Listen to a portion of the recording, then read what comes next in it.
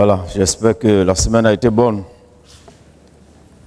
Et nous allons continuer un peu dans la même veine que la semaine passée, dans la configuration de notre culte de ce matin. La pensée que Dieu m'a mis à cœur de partager avec vous, eh bien,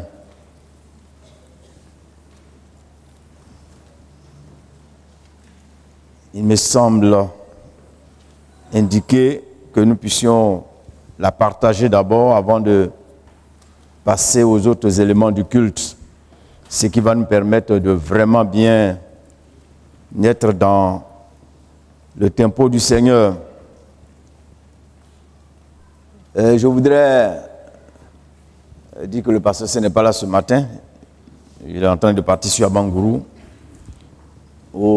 Depuis quelque temps, il y a un pasteur qui l'a sollicité. Donc, dans notre programme, c'est ce temps-là que nous avons trouvé qu'il peut lui être bénéfique. Il sera là-bas jusqu'à vendredi. Aussi, je voudrais dire que concernant le pain missionnaire, nous allons faire un rectificatif selon que, suite à mon intervention dimanche, aussitôt que je me suis assis, le pasteur C m'a suggéré une idée, et après le culte, encore une autre personne m'a suggéré la même idée. Donc je pense que c'est la bonne idée. Pour ne pas vous déranger, parce que je vous fais confiance, il risque d'avoir une longue file pour aller après le culte. Pour raccourcir les choses, on fera l'offrande et en même temps il y aura un tronc pour le pain missionnaire. Simultanément on le fera, ça nous permet de gagner du temps et après le culte vous êtes partis. Sinon peut-être même qu'après le culte d'autres vont oublier, ils vont partir. Non, pour ne pas oublier là, on va faire tout à la fois. C'est bon, non? Vous êtes prêts ce matin? 150 francs seulement. Pour 150 francs seulement. Alléluia. Voilà, je vous invite à ouvrir avec moi la Bible dans le livre du prophète Ésaïe, le chapitre 55.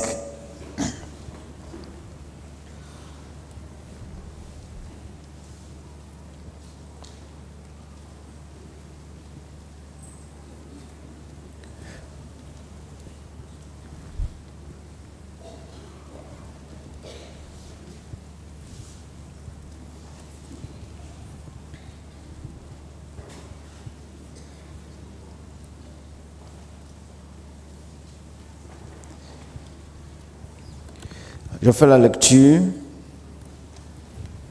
Vous tous qui avez soif, venez aux eaux. Même celui qui n'a pas d'argent, venez acheter et manger. Venez acheter du vin et du lait sans argent, sans rien payer. Pourquoi pesez-vous de l'argent pour ce qui ne nourrit pas? Pourquoi travaillez-vous pour ce qui ne rassasie pas? Écoutez-moi donc, et vous mangerez ce qui est bon, et votre âme se délectera de mets succulents. Prêtez l'oreille et venez à moi. Écoutez, et votre âme vivra. Je traiterai avec vous une alliance éternelle pour rendre durable mes faveurs envers David. Voici, je t'ai établi comme témoin auprès des peuples, comme chef et dominateur des peuples. Voici, tu appelleras des nations que tu ne connais pas, et les nations qui ne te connaissent pas accourront vers toi, à cause de l'Éternel ton Dieu, du Saint d'Israël qui te glorifie. Cherchez l'Éternel pendant qu'il se trouve, invoquez-le tandis qu'il est prêt, que le méchant abandonne sa voie et l'homme d'iniquité ses pensées, qu'il retourne à l'Éternel qui aura pitié de lui, à notre Dieu qui ne se lasse pas de pardonner. Car mes pensées ne sont pas vos pensées et vos voix ne sont pas mes voix, dit l'Éternel. Autant les cieux sont élevés au-dessus de la terre, autant mes voix sont élevées au-dessus de vos voix et mes pensées au-dessus de vos pensées. Comme la pluie et la neige descend des cieux, il n'y retourne pas sans avoir arrosé, fécondé la terre et fait germer les plantes, sans avoir donné de la sémence au semeur et du pain à celui qui mange. Ainsi en est-il de ma parole qui sort de ma bouche. Elle ne retourne point à moi sans effet, sans avoir exécuté ma volonté et accompli mes desseins. Oui, vous sortirez avec joie et vous serez conduits en paix. Les montagnes et les collines éclateront d'allégresse devant vous et tous les arbres de la campagne battront des mains. Au lieu de l'épine s'élèvera le cyprès, au lieu de la ronce croîtra le myrte, et ce sera pour l'Éternel une gloire, un monument perpétuel, impérissable. Seigneur notre Dieu, nous voulons te demander ce matin de parler à nos cœurs. Et surtout, Seigneur, de nous permettre de capter ta volonté. De nous disposer aussi à obéir après avoir écouté. Je te prie d'être maintenant celui qui gouverne ces moments. Je voudrais que tu fasses en sorte que, Seigneur, tout paramètre extérieur visant à distraire et à faire que ceux à qui tu veux t'adresser ce matin reçoivent tes oracles et que le Saint-Esprit gouverne et soit à l'œuvre pour que ton nom soit glorifié. Au nom de Jésus. Amen. Ce message que je vais prêcher, c'est à vous que je dois le prêcher. C'est un message particulier pour l'Assemblée. Si je devais prêcher sur ce texte dans un autre contexte et dans une autre assemblée, je le prêcherais autrement. Mais ce message, je l'ai reçu dans un contexte particulier. C'était à une réunion du soir. J'étais assis et je regardais l'auditoire et j'étais triste. Et étant triste dans mon cœur, j'ai entendu cette voix qui m'a dit: l'église dort. L'église dort. Vous vous souvenez, j'ai parlé du réveil il y a quelque temps en arrière. Et ce jour-là, je me suis interrogé, j'ai dit au Seigneur, dans ce cas-là, qu'est-ce qu'il faut faire? Dans ce cas, je lui ai dit, je vais à nouveau reprêcher les mêmes messages. M'inspirant de ce que j'ai entendu, un orateur, cela m'a été rapporté, un serviteur de Dieu était en service dans une église et Dieu lui a communiqué une pensée à partager avec l'église conformément à la situation de l'église. Il a prêché un premier dimanche. Il a prêché le même message l'autre dimanche. Et il a prêché encore le même message les dimanches suivants. Et il a prêché le même message. Alors un jour, il y a un frère qui a pris le courage de demander au pasteur, « Pasteur, il n'y a plus d'autres messages dans la Bible ?» Il a dit, « Oui, c'est vrai, il existe d'autres messages dans la Bible. Mais tant que vous n'aurez pas appliqué ce que je vous prêche, je continuerai de prêcher ça. »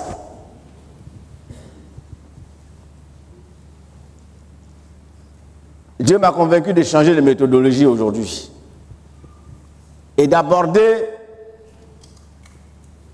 ce thème par rapport au réveil autrement. Ce thème d'aujourd'hui, c'est se laisser persuader par Dieu pour qu'il y ait un réveil. Tant qu'on ne se laisse pas persuader par Dieu, il ne peut pas avoir de réveil. Dieu a sa part, l'homme a sa part. Dieu, dans sa relation avec l'homme, travaille sous la forme d'une collaboration.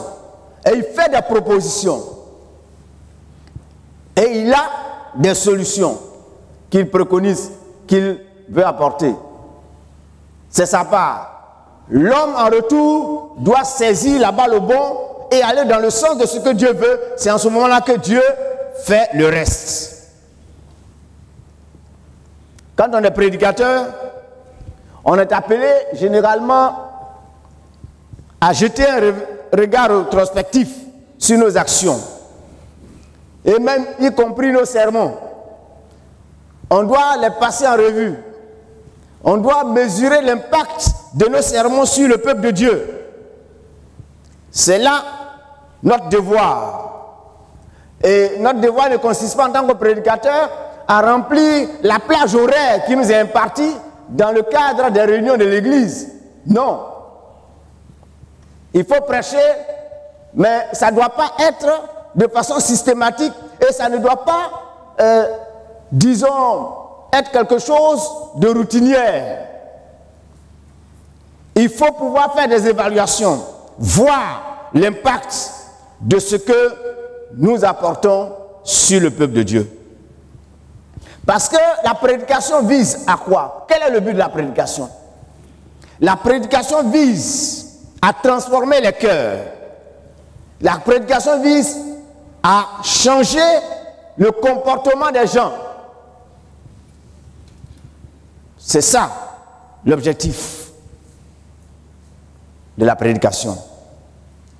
Et la prédication vise à permettre au peuple de Dieu de prendre conscience de cet art, de ses insuffisances et à les corriger, à y remédier.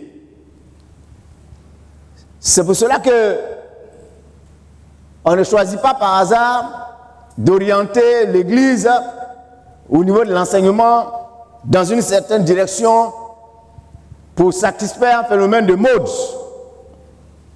C'est quand on constate parfois des dysfonctionnements, des besoins, qu'on le fait et qu'on apporte des enseignements dans un certain sens. Il faut éviter généralement dans l'Église de tomber dans le système de liturgie, dans le système des traditions et des coutumes. Personnellement, on ne m'a pas formé comme ça. Et ce n'est pas comme ça que j'ai connu les assemblées de Dieu. J'ai connu les assemblées de Dieu comme un mouvement de l'esprit. Et c'est dans cette mouvance-là que je demande à Dieu de m'orienter tous les jours. Et quand on est berger et qu'on constate qu'il y a des dysfonctionnements, eh bien, il faut opérer des actions. Aujourd'hui, cette année par exemple, nous avons décidé d'évoluer sur le vocable, de retourner sur les anciens sentiers. Retourner sur les anciens sentiers. Cette année, personne ne me dira et ne me contredira que les semaines d'accentuation spirituelle que nous avons sont de qualité. Que les enseignements que nous recevons dans le cadre de ces semaines d'accentuation spirituelle sont de qualité.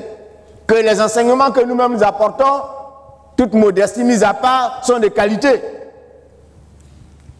Mais quand personnellement, je regarde et je considère certains paramètres, certains aspects de l'Église, je reste sur ma faim quant à l'impact de ces choses sur la vie des frères et des sœurs.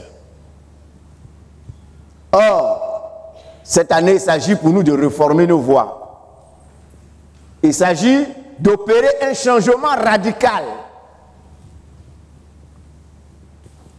Est-ce que c'est ce que nous constatons? Malheureusement, personnellement, je suis très bien placé pour dire que ce n'est pas ce que nous constatons. C'est le contraire que nous constatons. Alors, revenons à notre texte. Pour ne pas être trop long, quel est le contexte dans lequel s'insère notre texte? Parce que pour toute bonne interprétation d'un texte biblique, il faut regarder le contexte. Ce qui précède et ce qui suit. Ce texte vient après deux autres textes et après bien d'autres textes également. Dans le chapitre qui a précédé, le chapitre 55, eh bien, Dieu dans ce chapitre-là, révèle que pour expier tout ce qu'il a reproché à Israël, parce que les autres chapitres, Dieu a passé son temps à travers le prophète à stigmatiser le comportement du peuple d'Israël, à relever toutes les carences de ce peuple. Au chapitre 53, Dieu leur révèle que pour expier et relever Israël de sa chute, il va pourvoir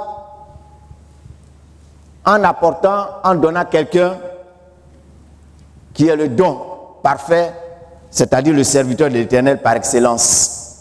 Au lieu que cette expiation se fasse par les boucs et les taureaux, ce sera un homme parfait, un serviteur parfait qui va venir accomplir cela. Nous qui vivons aujourd'hui dans la grâce, nous comprenons qu'il annonçait le Messie. Au chapitre 54, il parle de la restauration d'Israël. Et il enchaîne donc dans ce chapitre 55 par les conditions à remplir pour bénéficier de toutes les promesses contenues dans cette offre de salut. Car c'était une offre de salut que Dieu faisait à Israël. En donnant celui qui va faire l'expiation. En leur promettant la restauration. Et pour qu'il y ait restauration, il faut qu'il y ait une contrepartie de la part du peuple. Il faut qu'il y ait de la part du peuple l'observation d'un certain nombre de démarches. Et le peuple doit respecter ces conditions-là.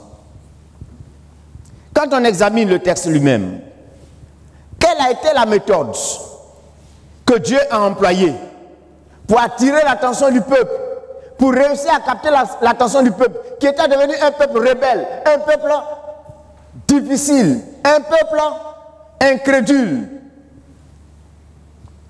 Dieu utilise ce qu'on appelle la persuasion. Dieu cherche à convaincre. Dieu leur présente des arguments simples pour les convaincre. Ce n'est pas des menaces, mais il leur parle avec son cœur pour réussir à les persuader, pour réussir à les convaincre d'opérer un changement radical. Alléluia. Et c'est cette démarche entreprise par Dieu que nous allons examiner dans l'examen de ce texte, dans l'étude de ce texte.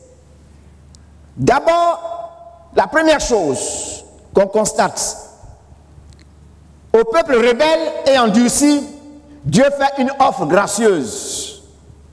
Versets 1 à 2. Il dit, vous tous qui avez soif, venez aux eaux. Même celui qui n'a pas d'argent, venez acheter et manger. Venez acheter du vin et du lait, sans argent, sans rien payer. Pourquoi pesez-vous de l'argent pour ce qui ne nourrit pas? Pourquoi travaillez-vous pour ce qui ne se rassasie pas? Écoutez-moi donc, et vous mangerez ce qui est bon, et votre âme se délectera de mets succulents. Ils ont perdu leur temps dans l'adoration des Baals.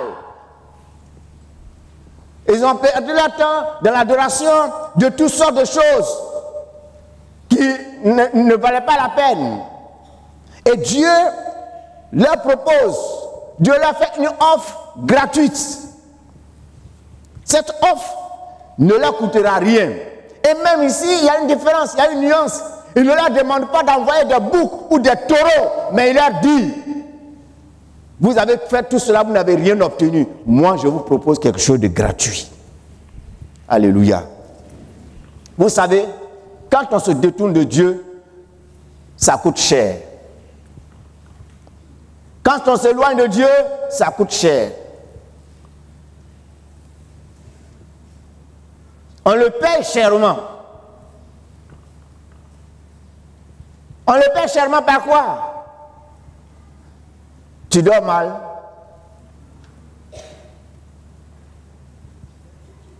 Tu n'es pas en paix. Tu cours après quelque chose que tu n'arrives pas à attraper. Tu t'ennuies en mort. Tu n'es pas heureux. Tu perds la joie. Et tu cherches la joie dans des choses qui sont artificielles. Et qui ne t'apportent que des soucis supplémentaires. Mais quand tu es en harmonie avec Dieu, tu as tout ce que tu voulais en courant à gauche et à droite. Tu as la paix, tu as l'équilibre, tu as l'harmonie, tu as la tranquillité du cœur. Alléluia. Et cela gratuitement. Dieu fait donc une offre gracieuse au peuple. Un peuple rebelle. Un peuple qui avait, dans le chapitre précédent, accompli des actes abominables, des actes graves, quand bien même qu'ils étaient les dépositaires de la loi. Eh bien, Dieu leur fait une offre qui est une démarche gracieuse.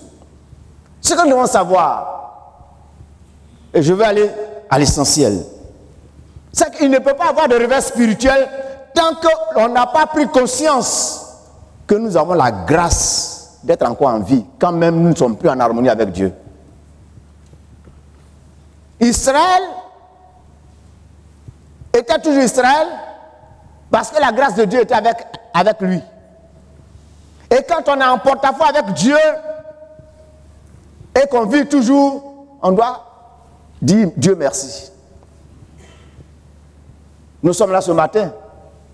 Certains savent les 400 coups qu'ils font, mais cependant Dieu leur conserve la vie. Si Dieu te conserve la vie, c'est sa grâce qui se manifeste ainsi à ton égard. Ce n'est pas parce que tu es intelligent pour pouvoir déjouer les coups, mais c'est parce que cela fait partie du principe de la grâce de Dieu.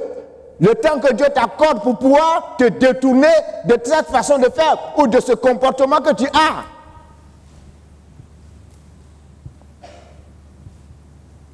La grâce de Dieu, dans le fait que tu entendes, tu as des opportunités d'entendre la parole de Dieu qui t'interpelle sur ta situation. Et en tant qu'Église du Seigneur, si Dieu permet que certaines choses nous soient répétées, c'est parce que Dieu, à travers ces choses, nous tend sa main gracieuse. C'est une main gracieuse que Dieu nous tend. Il y a des gens qui sont à l'église, non, on entend toujours les mêmes choses. Mais quand tu entends la même chose là, qu'est-ce qui a changé chez toi? Toujours tu entends là, ce que tu entends là même, est-ce que tu as changé? Et puis tu veux autre chose qui est compliqué? Il faut commencer à remuer du doigt ce qu'on te reproche là. Et puis on va passer à la phase suivante.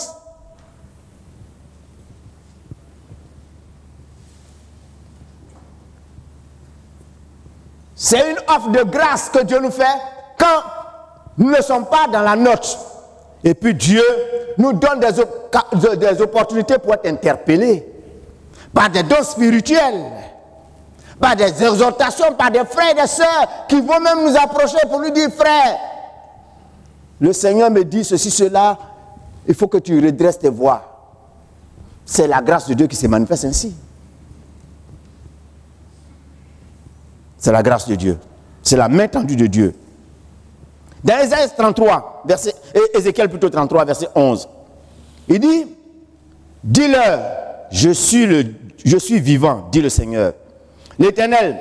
Ce que je désire, ce n'est pas que les méchants meurent, c'est qu'ils changent de conduite et qu'ils vivent. Revenez de votre mauvaise voie. Et pourquoi mourriez-vous, maison d'Israël? C'est ce qu'il dit également dans le verset 7. Que le méchant abandonne sa voie et l'homme d'iniquité ses pensées, qui retourne à l'Éternel qui aura pitié de lui. À notre Dieu qui ne se lasse pas de pardonner. C'est la grâce de Dieu. Il faut que nous comprenions ces choses. Cela est important. Deuxième élément. Dieu donne des gages de bonnes intentions. Versets 3 à 5. Il donne des gages de bonnes intentions. C'est-à-dire qu'il donne des garanties quant aux bonnes intentions qu'il a, quant au bon projet qu'il a pour Israël, en l'interpellant. Versets 3 à 5. Prêtez l'oreille et venez à moi, écoutez et votre âme vivra. Je traiterai avec vous une alliance éternelle pour rendre durable mes faveurs envers David. Voici, je l'ai établi comme témoin auprès des peuples, comme chef et dominateur des peuples. Pour continuer verset 5.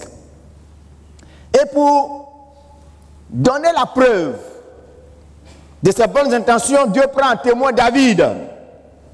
L'engagement qu'il avait pris envers David, en lui promettant qu'il ne manquerait pas de successeur sur son trône après lui. Mais quand on examine l'histoire de la famille de David, on se rend compte qu'après David, ses enfants n'ont pas été des modèles, des exemples. S'ils avaient été des exemples, Israël n'aurait pas connu tout ce qu'on a connu, tout ce qu'on a vu avec le schisme par exemple. Mais cependant, Dieu rappelle cette promesse, comme pour dire que lui, Dieu, il n'est pas un homme pour mentir. Ce qu'il promet là, il est tenu. Et lui, il respecte son engagement. Alléluia. Il est lié par ce qu'il dit. Ce n'est pas comme nous. Nous, on prend des engagements et puis on se rebiffe du jour au lendemain. Lui n'est pas ainsi. Et Dieu donne donc cette preuve-là. Dieu nous apprend ici, et il apprend ici au peuple, que si la succession de David n'a pas été dignement assurée, et que ses fils issus de lui n'ont pas été des modèles, cependant, lui, ses promesses demeurent. Et ses promesses demeurent parce qu'il va faire venir le serviteur de l'Éternel, en l'occurrence le Seigneur Jésus, qui est de la lignée de David. Et Dieu démontre par là que lui, il a respecté son engagement. Et il va respecter son engagement. Ce que nous devons savoir, c'est que la meilleure garantie que nous avons, nous qui croyons, et nous qui sommes les croyants de la Nouvelle Alliance, de la part du Seigneur, lorsque nous sombrons, lorsque nous nous éloignons du Seigneur, c'est que Dieu nous a donné déjà des preuves de ses bonnes intentions en nous donnant le don parfait qui est Jésus-Christ. Jésus a le don parfait que Dieu nous a promis et nous l'a donné comme unique moyen d'expiation de nos transgressions, de nos forfaits. Cela est important de le savoir. Dieu a déjà donné la preuve de sa bonne volonté, de son amour pour nous. Alors que nous étions encore pécheurs, Christ était mort pour nous. Christ est mort pour nous. Avant même que nous naissions et que nous commettions le premier péché, Jésus est mort à la croix. C'est pourquoi il nous est dit dans 1 Jean 1, verset 6 à 10, si nous disons que nous sommes en communion avec lui et que nous marchons dans les ténèbres, nous mentons et nous ne pratiquons pas la vérité. Mais si nous marchons dans la lumière comme il est lui-même dans la lumière, nous sommes mutuellement en communion et le sang de Jésus, son Fils, nous purifie de tout péché. Si nous disons que nous n'avons pas péché, nous nous séduisons nous-mêmes. Et la vérité n'est pas en nous. Si nous confessons nos péchés, il est fidèle et juste pour nous purifier de toute iniquité. Dieu nous fait une offre gracieuse et nous donne comme garantie de sa bienveillance le fait que Jésus soit mort. Jésus est là comme moyen expiatoire pour nous. Jésus est là comme preuve que Dieu veut effacer nos transgressions. Dieu seul sait combien d'entre nous, quand on est dans les travers, on a maille à partir avec sa conscience. Notre cœur nous condamne, le diable nous condamne, et parfois les hommes nous condamnent. Mais lorsque il y a une prise de conscience, lorsqu'il y a un éveil de conscience, et que nous venons vers le Seigneur nous donne le bénéfice du sang de Jésus qui nous lave et qui nous purifie, et qui libère notre conscience des œuvres mortes. Dieu seul sait, quand on tombe, combien c'est humiliant. Dieu seul sait, quand on tombe, combien c'est pénible. Combien le diable met tout en œuvre pour chercher à nous enfoncer davantage. Mais ce matin, je voudrais te dire que même si ta vie est en lambeaux, si ce matin tu acceptes d'attraper la main gracieuse que le Seigneur te tend, sa bonne intention, c'est que tu te relèves et que tes péchés soient expiés. Afin que tu retrouves l'harmonie relationnelle avec sa personne. C'est cela, ce qu'il faut faire. Troisième élément. Dieu presse toujours ceux à qui il veut accorder une grâce particulière. Et aussi ceux qui veulent soustraire à un jugement ou à une menace. Tous ceux que Dieu veut accorder une grâce, il va les presser. Tous ceux que Dieu veut soustraire à une menace ou à un jugement, Dieu les presse. Cela est perceptible dans le verset 6. Il dit, cherchez l'Éternel pendant qu'il se trouve. Invoquez-le tandis qu'il est prêt. Comme pour dire qu'il ne le sera pas toujours et qu'il ne sera pas toujours là. Et que le moment est propice pour pouvoir se sortir de ce guêpier-là. De pouvoir se sortir de ce pétrin. Parce que Dieu, quand il veut t'accorder une grâce, il te presse. Quand Dieu veut te sortir d'une menace, il te presse. C'est pourquoi parfois on a l'impression de déjà entendu. Peut-être que vous ne faites pas attention, mais moi je fais très attention. Même ce matin avant que je le prêche, l'intervention du frère tout à l'heure, dans le programme EBCI, c'était très incisif. Dimanche dernier, tout ce qui est parti après la prédication est allé dans le même sens. Tout cela pour dire que Dieu, c'est Dieu qui orchestre ça. Et même les chants que les frères ont chantés.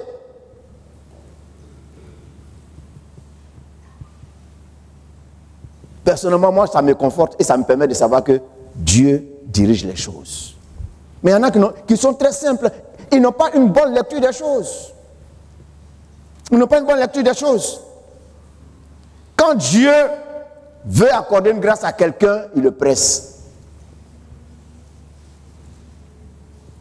Quand Dieu veut sortir aussi quelqu'un d'un pétrin, il va le presser. On a des exemples bibliques. Lot était à Sodome. Dieu envoie des anges pour le faire sortir. Lot tardait. Il tardait, jusqu'au point où les anges ont été obligés de le prendre par la main pour le jeter dehors, pour le faire sortir.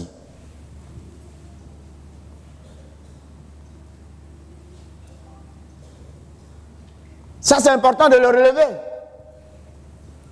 Il y a des gens qui sont là, ils sont en mauvaise posture. Ça ne va pas au niveau de la vie. Dieu met la chose à cœur à des frères ou bien à des soeurs, bien à des responsables, de les approcher. Ils voient ces personnes comme des ennemis dorénavant. Non. Ce n'est pas des ennemis. Mais c'est Dieu qui envoie ces personnes vers toi pour te convaincre que tu dois quitter dans ta position. Parce que Dieu ne veut pas que son jugement s'abatte sur toi. Parce que Dieu ne veut pas que tu rates sa grâce.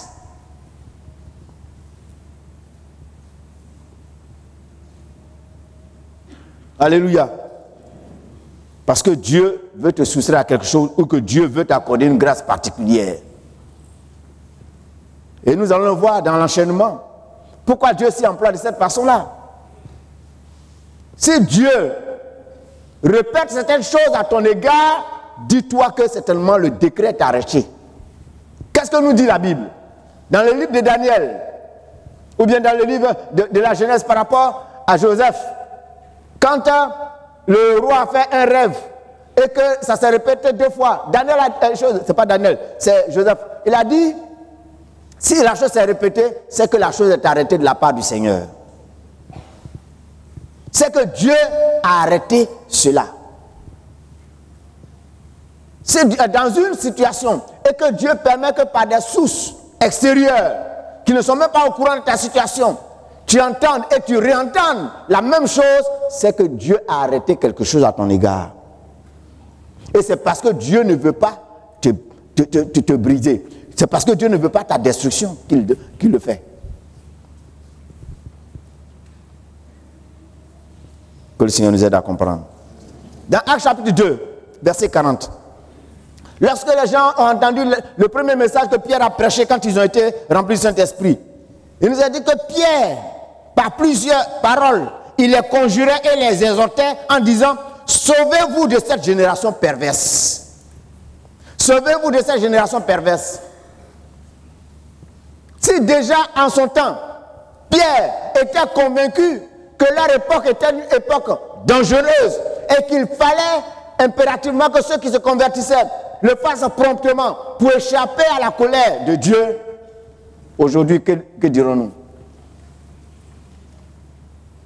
Il y a des chrétiens qui sont là, ils ne sont même pas effarouchés, ils ne sont même pas dérangés par tout ce qui se passe dans notre environnement, dans notre monde aujourd'hui. Ça ne leur fait ni chaud ni froid. C'est comme s'ils ont le contrôle de l'horloge du monde et des événements du monde. Ça ne les dérange pas. Ça ne les amène pas à se remettre en cause. Ils marchent à leur rythme et ils continuent de marcher à leur rythme. Ils continuent de faire leurs 400 coups, leur micmac. Ça ne les dérange pas. Ils continuent à ne pas se montrer différents des autres. Ça ne les dérange pas. Mais sous nos yeux, la Bible est en train de s'accomplir. À grands pas et à vitesse V. Grand V. Tout ce qui se passe, ça s'enchaîne. C'est comme si le planning est accéléré. Mais pourquoi le planning est accéléré? Le planning est accéléré parce qu'il faut impérativement que ce qui est accompli, ce qui est écrit s'accomplisse, afin que celui qui doit venir vienne. Mais aussi, Dieu permet cela afin que ceux qui sont ses enfants et ceux qui ne le sont pas clarifient leur position. Que le Seigneur nous aide. Quatrième élément. Dieu exhorte à la repentance. Verset 7. Que le méchant abandonne sa voie et l'homme d'iniquité ses pensées, qui retourne à l'Éternel qui aura pitié de lui, à notre Dieu qui ne se lasse pas de pardonner. Pour qu'il y ait réveil, il y a nécessairement besoin de repentance. Cela est une action incontournable. Il faut la repentance. Il faut une remise en cause. Lorsque Pierre a renié Jésus, par 3 fois il a dit qu'il ne connaissait pas Jésus. Dans l'évangile de Luc. Jésus, après qu'il ait renié la 3e fois, Jésus, le coq a chanté. Quand le coq a chanté, Jésus a tourné le regard pour regarder Jésus. Pierre plutôt. Et quand Pierre a croisé les regards de Jésus, il s'est rappelé ce que Jésus a dit. Et il nous a dit que Pierre est sorti et il a pleuré. Combien d'entre nous pleurons aujourd'hui sur nos péchés?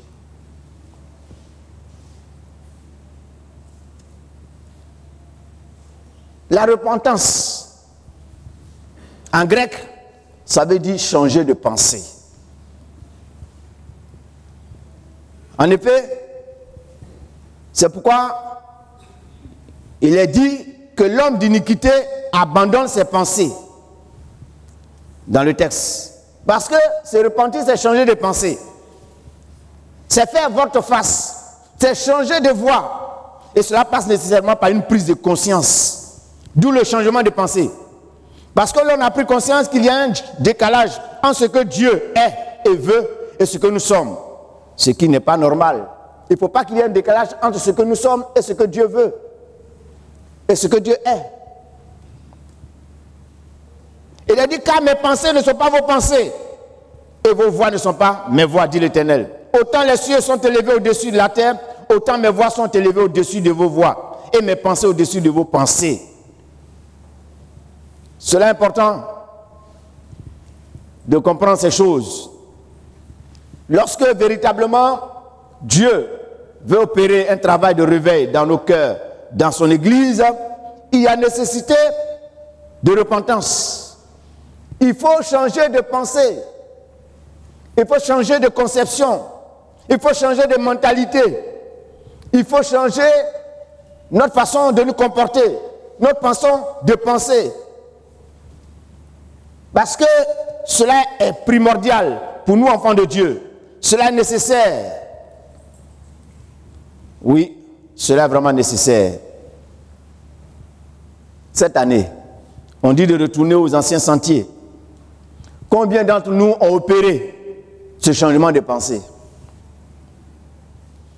Cette prise de conscience suivie d'actes allant dans le sens d'un changement de comportement depuis le début de cette année. L'année passée, tu frappais ta femme. Cette année, tu continues de la frapper. L'année passée, tu te singularisais par tes crises de colère et tes injures, tes propos blessants. Cette année encore, tu es dedans. L'année passée, tu te singularisais par ton égoïsme. Tu ne pensais qu'à toi seul. Tu ne pensais pas à ton mari, à ta femme et aux enfants. Parce qu'il y a des gens, quand tu les vois, tu sais qu'ils pensent seulement à eux-mêmes. Quand tu les vois eux-mêmes, ils sont très bien mis, ils brillent.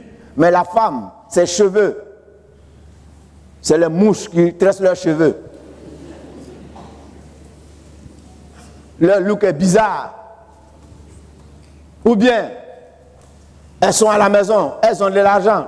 Monsieur se débrouille pour gérer les choses de la maison. Elle a de l'argent, elle c'est ses sapes. Elle ne participe à rien. Et c'est sujet de palabre. Parce qu'elle a été fabriquée dans un autre moule par ses parents. Et elle est, je pourrais dire, la source de ravitaillement pour la famille et pour ses parents. Mais elle a oublié qu'elle a fondé un foyer. Tu ne priais pas avec ta femme tout le temps. Vous êtes comme deux ennemis qu'on a forcé de vivre ensemble. Et il faut retourner sur les anciens sentiers. Les messages viennent. Et cela ne change pas. Tu es la femme qui est à la maison. Tu es lié au téléfilm, aux novelas. Alors que tu sais qu'il y a réunion à l'église.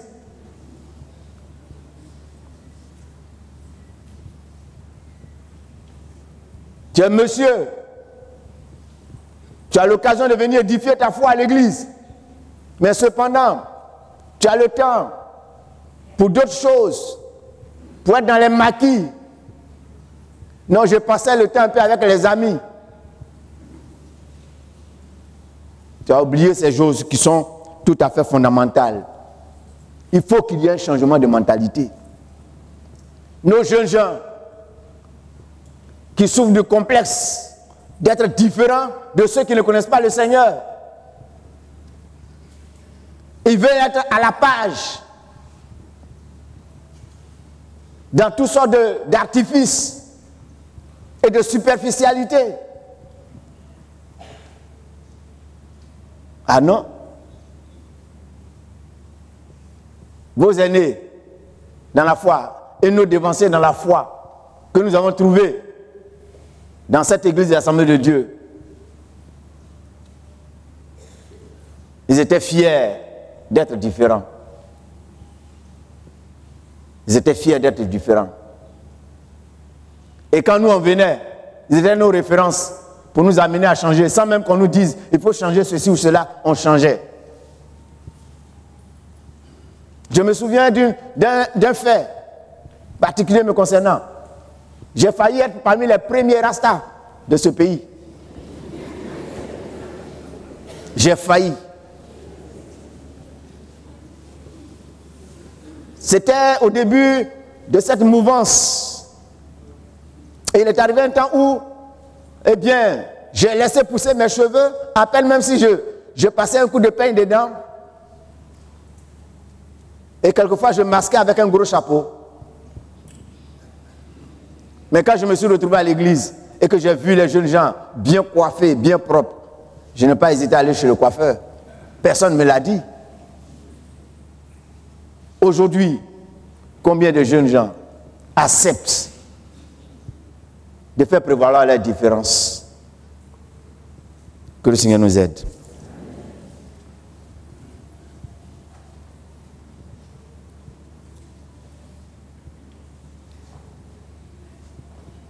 Il faut que je termine. Dieu aussi s'y emploie à restaurer leur foi dans la promesse de la parole de Dieu. En quelque sorte, il fait à nouveau, même, permettez-moi de parler en termes modernes, le prodada de sa parole. Et pour que nous puissions nous réveiller, il faut restaurer notre foi dans les promesses de la parole de Dieu. Versets 10 à 13.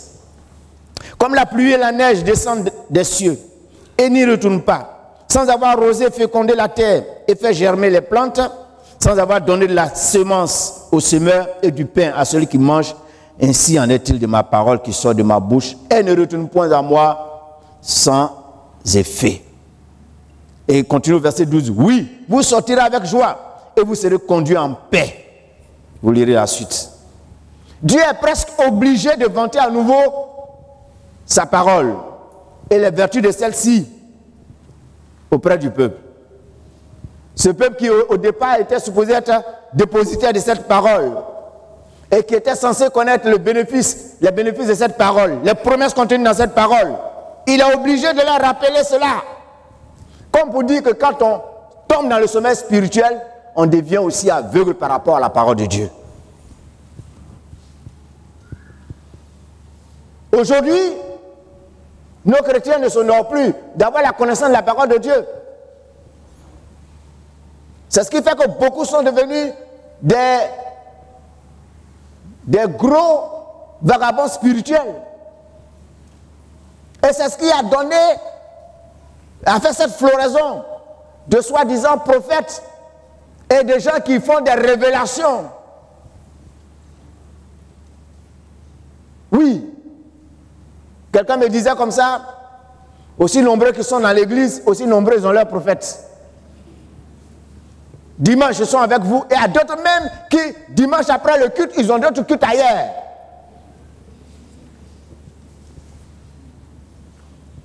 Et ils s'en vont, on les bourre. Et puis, au final, c'est la misère.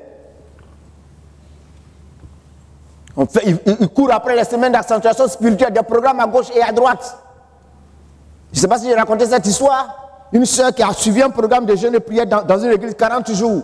Elle est venue, elle me voit, elle m'a parlé, pasteur, vraiment le Seigneur était à l'œuvre, il m'a visité.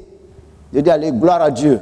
Merci Seigneur. 2 semaines après, cette soeur qui était requinquée est venue me voir. Elle pleurait littéralement. J'ai dit, ah, mais comment? Tu étais sur la montagne là, dans la hauteur. Toute la provision là où c'est parti, c'est un feu de paille. C'était un feu de paille.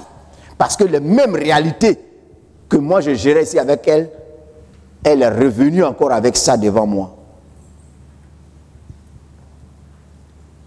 Asseyez-vous dans la parole de Dieu. Permettez à la parole de Dieu de faire un travail en vous. Ça va vous stabiliser. Ça va vous ouvrir les yeux. Ça va vous tranquilliser. La parole de Dieu, c'est le meilleur somnifère. Alléluia. La parole de Dieu, c'est le meilleur élément pour vous permettre de savoir où mettre les pieds. Vous ne serez pas en train de vous méfier de tout le monde et de craindre tout le monde, même ceux qu'il ne faut pas craindre.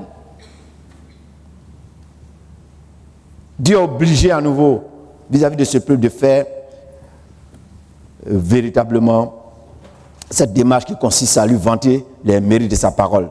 Ceci nous révèle que tout déclin dans la marche avec Dieu s'explique en grande partie par la distance qu'on prend avec sa parole. Tout déclin spirituel s'explique par la distance qu'on installe avec la parole de Dieu. C'est ça. Dans le psaume 119 plutôt, verset 105, il a dit, ta parole est une lampe à mes pieds et une lumière sur mon sentier. Ta parole est une lampe à mes pieds et une lumière sur mon sentier. C'est elle qui nous éclaire. C'est elle qui nous oriente. Vous savez, quand vous êtes quelqu'un qui avait la connaissance dans quelque chose, sur quelque chose, vous êtes serein. Mais quand vous êtes dans l'ignorance jette dans beaucoup d'angoisses inutiles. Romains 10, verset 17, La foi vient de ce qu'on entend et ce qu'on entend vient de la parole de Christ. Dieu veut tout simplement dire à son peuple que les promesses contenues dans sa parole sont restées en réserve pour eux. Ce sont des promesses qui étaient là. C'est resté en réserve pour eux. Et aussi que tout éloignement de Dieu nous éloigne également de l'accomplissement des promesses de sa parole à notre égard. Quand on s'éloigne de la parole de Dieu, on s'éloigne aussi de l'accomplissement des promesses de Dieu à notre égard. Je voudrais dire à quelqu'un ce matin qui s'est éloigné et qui s'est profondément éloigné de Dieu. Ton éloignement de Dieu a éloigné la manifestation de la grâce de Dieu dans ta vie, a éloigné l'accomplissement des promesses de Dieu dans ta vie.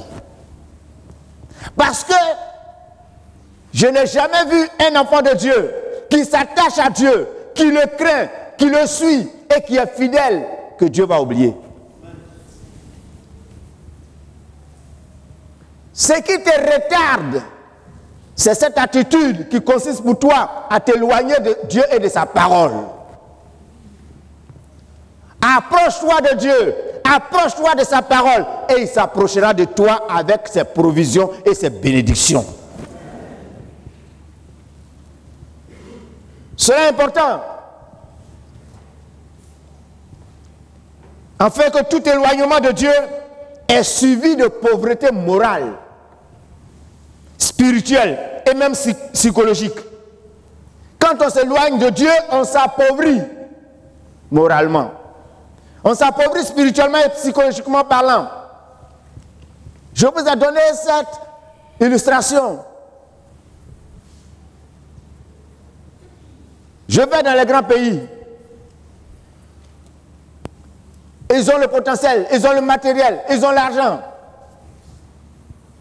Mais psychologiquement, ils sont pauvres. Ce que nous, pauvres là, on affronte avec courage ici là. Et là, il suffit d'un petit vent qui a balayé un peu la maison, on dit non, il faut qu'il ait un suivi psychologique.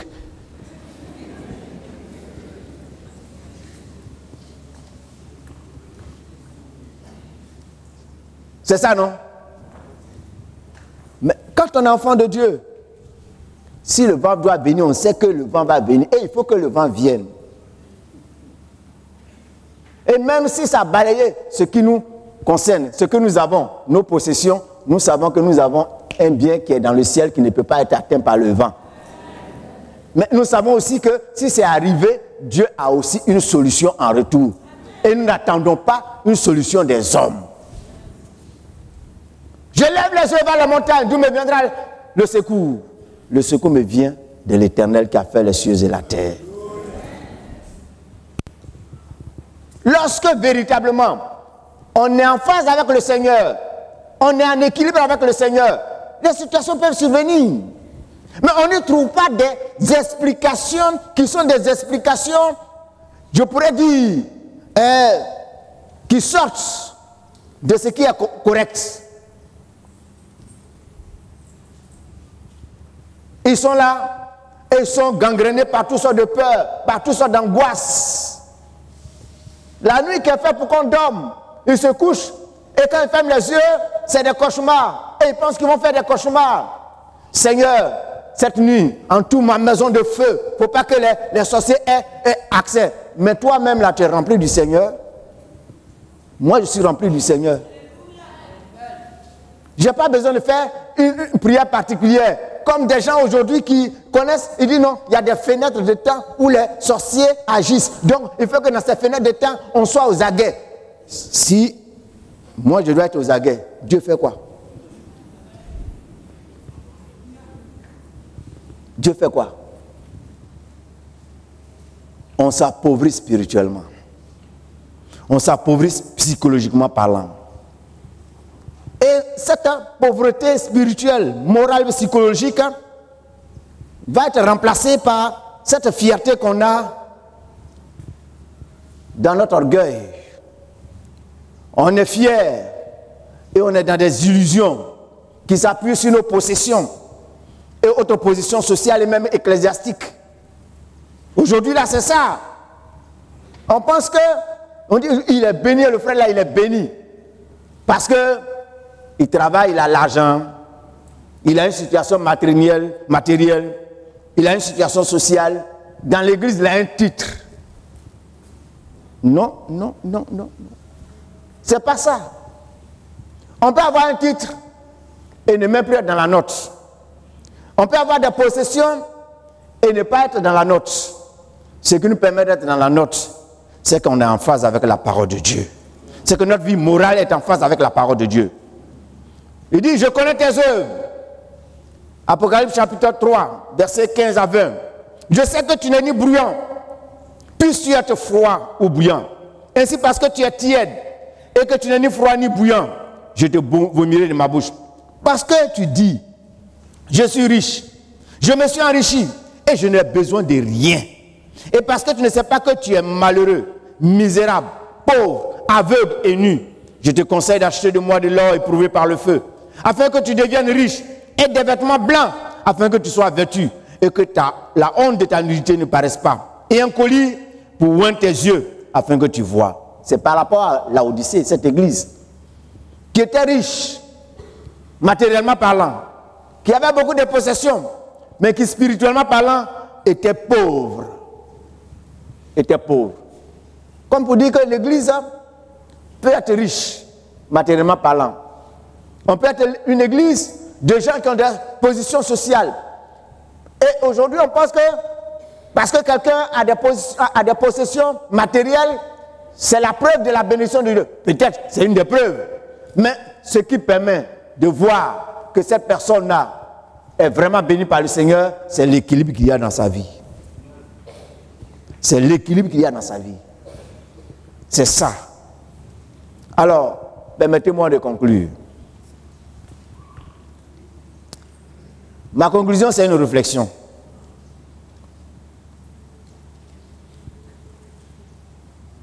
Dieu est le Dieu tout-puissant. Dieu est le Dieu tout-suffisant.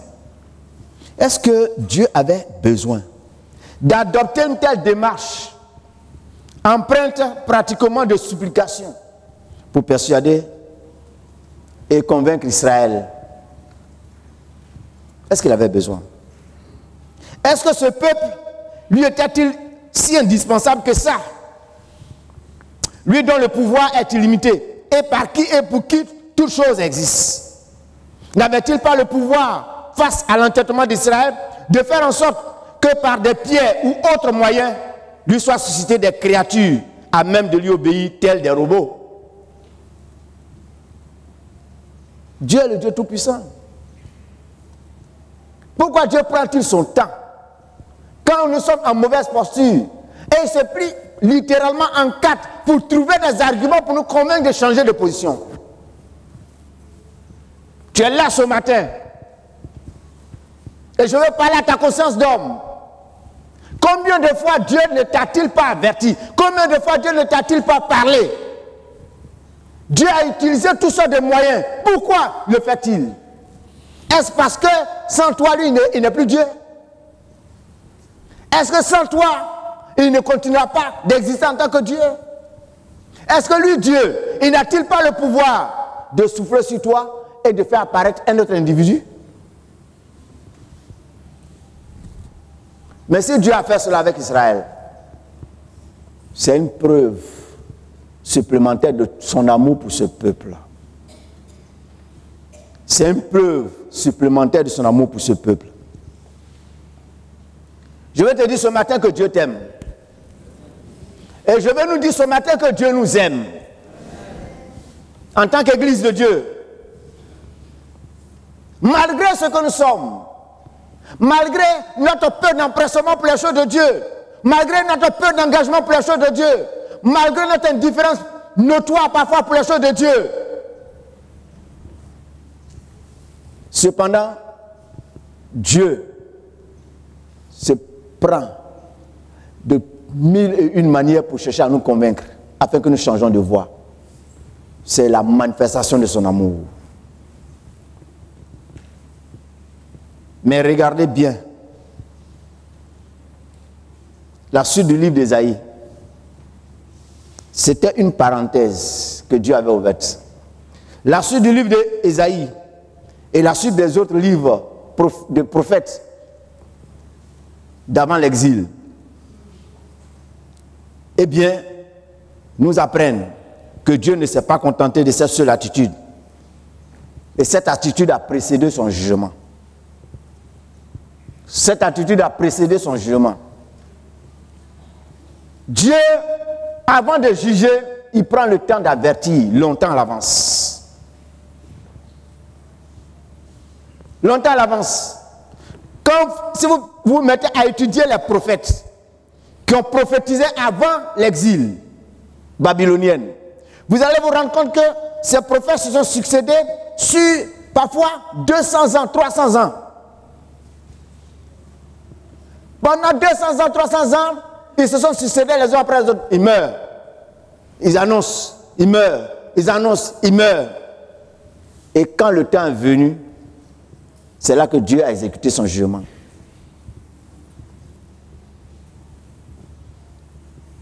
Mais si c'était nous les hommes, je t'ai parlé 2 fois, 3 fois, il faut que tu quittes là. Mais Dieu, il est Dieu d'amour. Et il prend le temps d'avertir d'abord avant de juger. Parce qu'à coup sûr, il va juger. Et il faut que ce matin, nous reformions nos voies, notre façon d'être, notre comportement. Nos comportements intrinsèques. J'ai été bouleversé cette semaine par le témoignage d'une sœur qui a vécu une grande épreuve. J'avais pleuré avec cette sœur. Et elle vient me voir et me dit, pasteur, je sais pourquoi Dieu a permis que je vive ce que j'ai vécu. Aujourd'hui, je ne suis plus la même personne. J'ai changé. Et je suis surpris par ce que je suis moi-même devenu. Je suis surpris par ce que moi-même je suis devenu. Et elle m'a donné des preuves, des éléments qu'elle a mentionnés, qui étaient forts. Et elle me dit, parce qu'aujourd'hui où je suis, je peux dire que Dieu me parle. Et Dieu me parle. Dieu parle encore aujourd'hui. Dieu, il est encore présent aujourd'hui. Dieu, il est avec ceux qui soignent leurs affaires avec lui, qui mettent leur vie en ordre. Dieu vient et devient comme leur compagnon de route. Il les suit au quotidien, dans la gestion de chaque situation. La différence dans le christianisme avec les autres religions, c'est que nous avons un Dieu qui est personnel, mais un Dieu collectif. Ce Dieu personnel veut faire route avec nous. Et nous devons connaître ses principes. Et si nous observons ces principes, alors, ce n'est pas d'autres qui vont nous dire que Dieu est à côté de nous. C'est nous-mêmes qui serons les témoins pour dire, Dieu est avec moi. Dieu est avec moi. Ce Dieu que tu as accepté, ce Dieu avec lequel tu fais route, c'est un Dieu personnel. Il veut que tu règles tes affaires avec lui. Si tu as fini de régler tes affaires avec lui, tu seras surpris par ce qu'il va faire. Tu seras surpris par ton quotidien. Tu seras surpris par la tournure des événements. Tu vas te rendre compte que sa parole, ce n'est pas du blabla, mais que sa parole, c'est la vérité. Tu vas te rendre compte que ce que dit la Bible, les promesses du Seigneur, sont des promesses qui sont certaines. Elles sont oui et amen. Dieu veut réaliser ces choses avec toi. Seulement, laisse-toi persuader par le Seigneur. Laisse-toi convaincre par le Seigneur. Capitule devant le Seigneur. Tombe devant le Seigneur. Il faut t'effondrer devant le Seigneur. Il faut pleurer sur tes péchés devant le Seigneur. Il faut accepter de laisser la première place au Seigneur et tu verras ce qu'il fera. Que le Seigneur nous bénisse.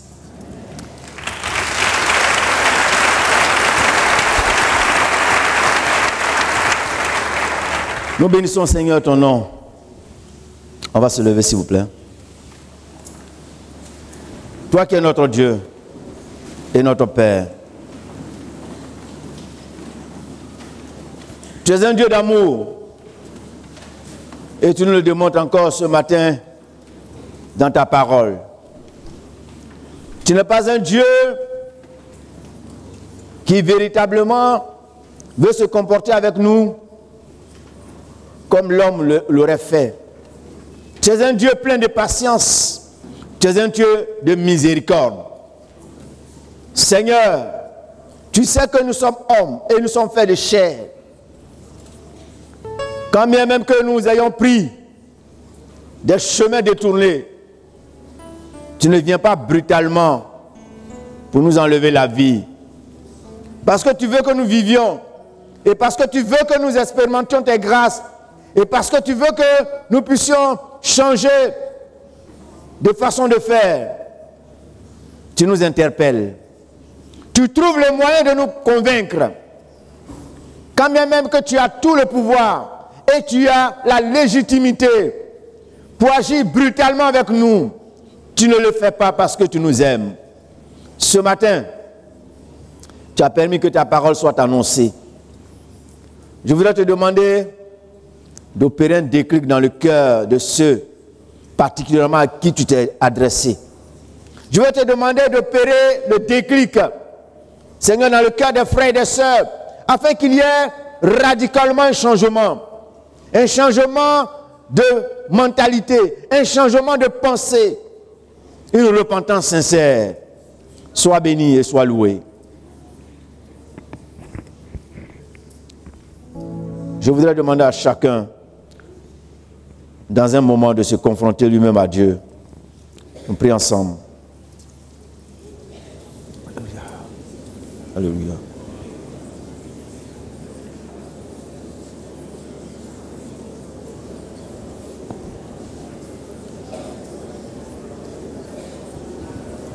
Alléluia. Alléluia. Alléluia. Alléluia. Le Shabahan Bakan Skanta Bahai. Alléluia. Alléluia. Seigneur. Oh, agis. Agis. Agis. Agis. Manifeste-toi. Manifeste-toi. Manifeste-toi. Comme le Shabahai de Gom. Comme le Sabahai de Gom, le Jin de Skanta Bahai. L'on compte Sokorian de Blai de Gom. Compte Shabahai de Gom. L'Orient de Baï de Gom de Gim. Shabarabarabarabarabarabara Shai de Gim. Compte Bahai de Gom de Gim de Glorian de Baï de Gom. L'Orient de Baï de Gom. Lawanda Mahanda Kanta King de Gom. So conto King de Gom. Conto King de Gloria de Baï. Oh Jésus. Jésus. Jésus. Alléluia. Alléluia. Conte Bahai de Gondishi. Wanta mahanda bahanda bahanda bahanda bahanda. Kis conto Shabahai. Lord skanda mahai de gogo kindi sai de gogo. Lord bahanda sai kili home. Kindi bahanda skondo shi sai bahai. Seigneur, que ton esprit laboure le cœur, Que ton esprit laboure les cœurs. Que ton esprit laboure les cœurs. Alléluia. Alléluia. Alléluia. Je demande à tous les autres de s'asseoir, ceux qui ont des situations spirituelles particulières pour lesquelles ils veulent qu'on puisse prier pour eux. Je vais leur demander de se lever, de rester debout, et puis je vais prier pour ces personnes. Alléluia. Si vous savez que vous avez des situations spirituelles particulières et que suite à l'interpellation de la parole de Dieu, vous voulez vraiment la grâce de Dieu pour vous permettre d'opérer le changement, je vous demande de rester debout et je vais prier pour vous. Alléluia.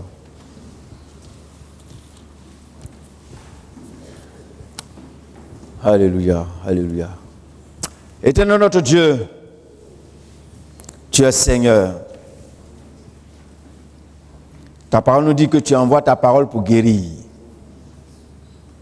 Ce matin,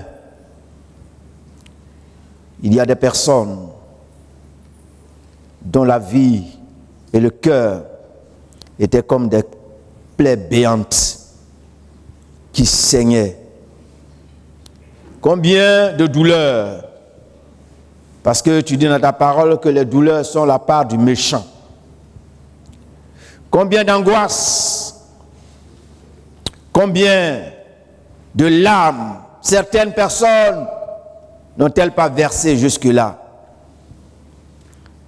Comment ne se sont-elles pas débattues? Seigneur, en même temps, combien de fois n'ont-ils pas attristé ton cœur de père?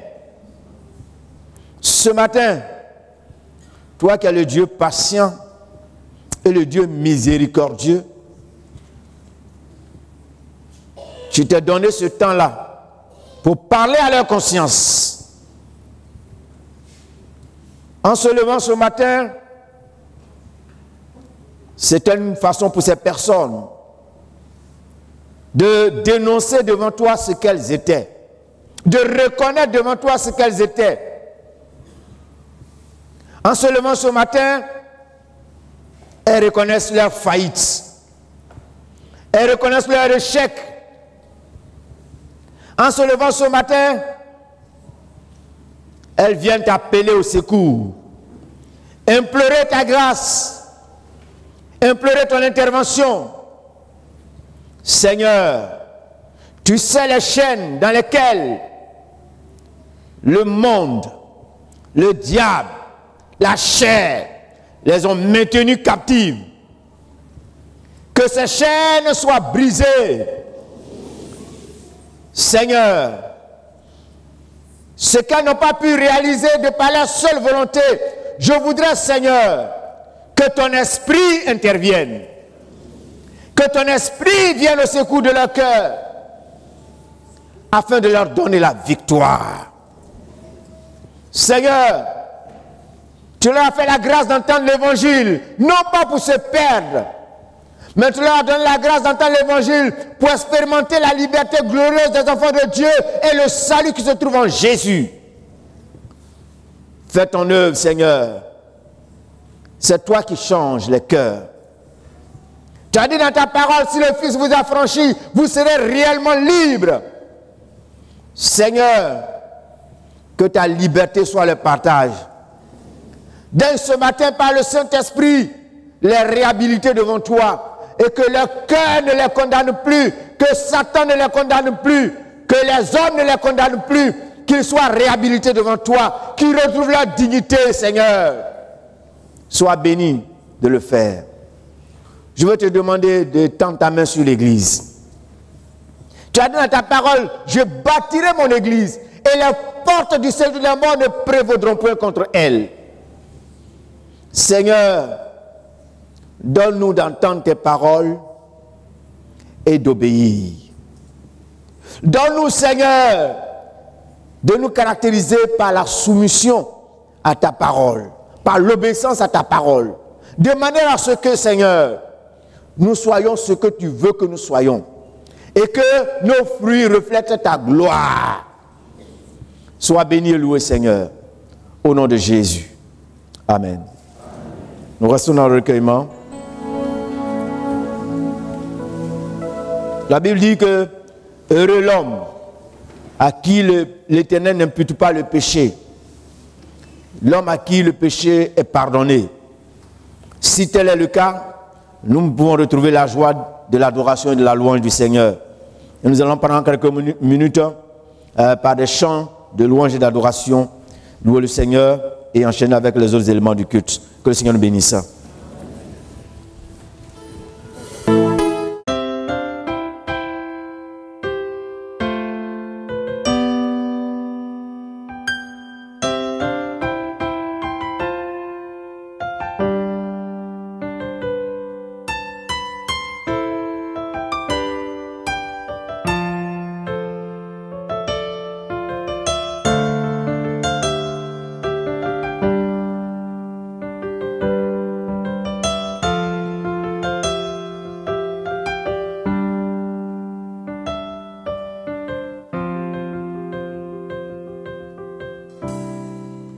Voici, ô Dieu,